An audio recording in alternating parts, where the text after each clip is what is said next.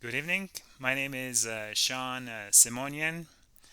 I am a modern accountant and I have a holistic approach to tax planning, which takes the account of taxes, investment, and current situation. And what I mean by that is that, for example, traditionally taxpayers bring the records to the accountant, they calculate the taxes, and sometimes their taxes due, right? And then traditional accountants do some damage control, and oftentimes you hear, okay, let's put some money in the IRA, and you can defer your income and pay taxes later, but this year it'll look good. So it's kind of, in my professional opinion, that's like reactive. You're planning, you're not really planning for taxes, but you're really doing some actions after the fact.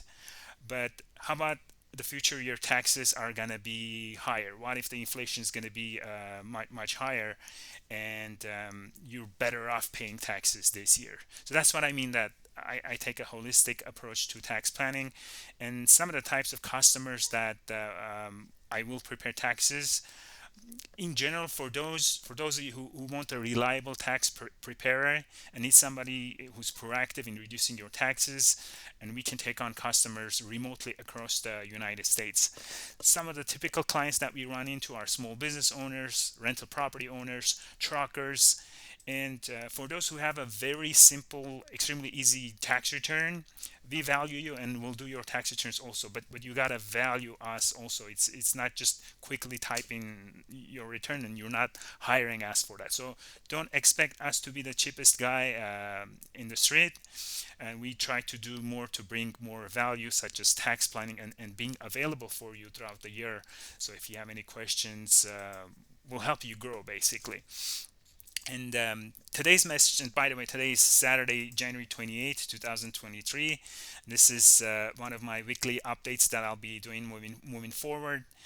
And this has to do with business formations and audits. And recently there was an article, it says that IRS audits few millionaires, but targeted many low income families in fiscal year 2022.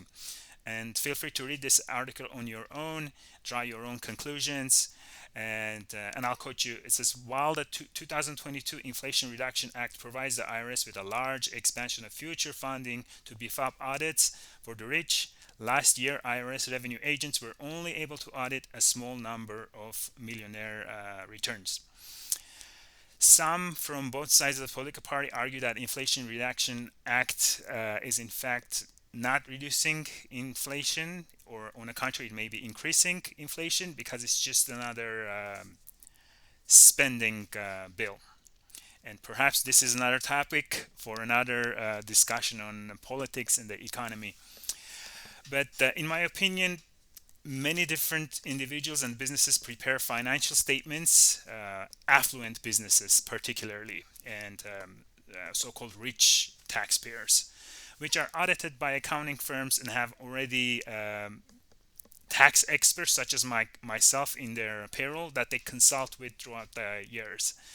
I think it's the small and up and coming small business who become creative, such as understating revenue and overstating, exaggerating expenses, cash transactions that a lot of times don't get recorded, who can end up being in the IRS trouble. So this is a nice segue to talk about different types of business forms that existing or new businesses are forms can take. In the past, there was a common thought or belief that if you have a Schedule C, or in other words, you were a sole proprietor, just filing your business tax returns under your Social Security, taking a profit and loss Schedule C versus a corporate or separate entity return, you had more risk of being audited. In my opinion, that's not entirely true, as this article kind of elaborates towards that. But any one of these forms that a business takes, you should take a look at the entire approach. For example, there may be liability concerns, right? You can take a LLC or a corporate form and put all your assets in a business under that name. So a lawsuit could hit only to that entity, which is partially true. Remember, there's sometimes owner is directly liable in a business activities, so LLC may not actually become this all-inclusive protection. So be aware of that. You can purchase insurance against it, but when you're forming a new business, be aware that insurance can be costly, or you may not be able to afford the insurance if you're very brand new business.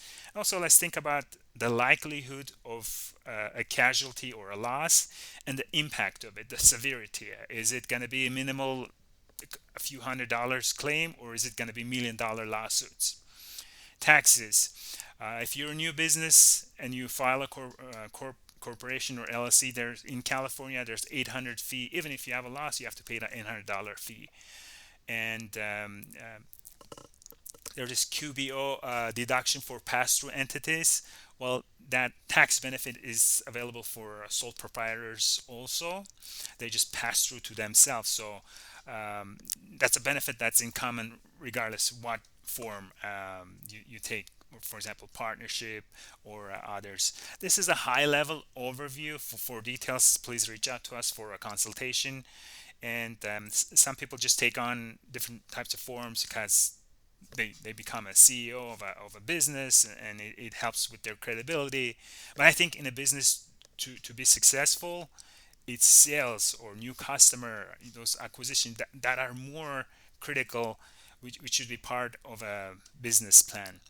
So when it comes to business formation, I encourage you to speak with an advisor that understands and is familiar with all of these risks and is in a position to give this advice in a very unbiased manner. And what's unique about us that we can help you with this consultation and help you form a business.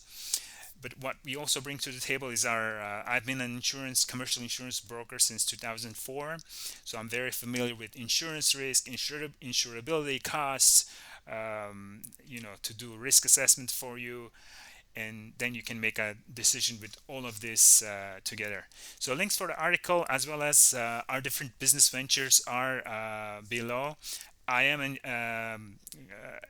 a business tax practice and insurance practice that is still growing. We are taking more clients, so please share the video, subscribe for our weekly updates, our newsletters, and share it within your social media channels and help us grow. And we'll do the same. We'll help all the small business owners to grow. And you enjoy your rest of your weekend. As I promised before, I will try to take these boring tax and business topics to make it a little bit exciting. My job is not here to create the most funniest video that's gonna go viral. So I really need help for you to kind of share this video. The information is valuable. That I will come up with the material as it comes in, that's relevant to current situation or current businesses that you can benefit. In return, I'll help my own business to grow and earn more customers and to grow with you. Take care and have a great weekend.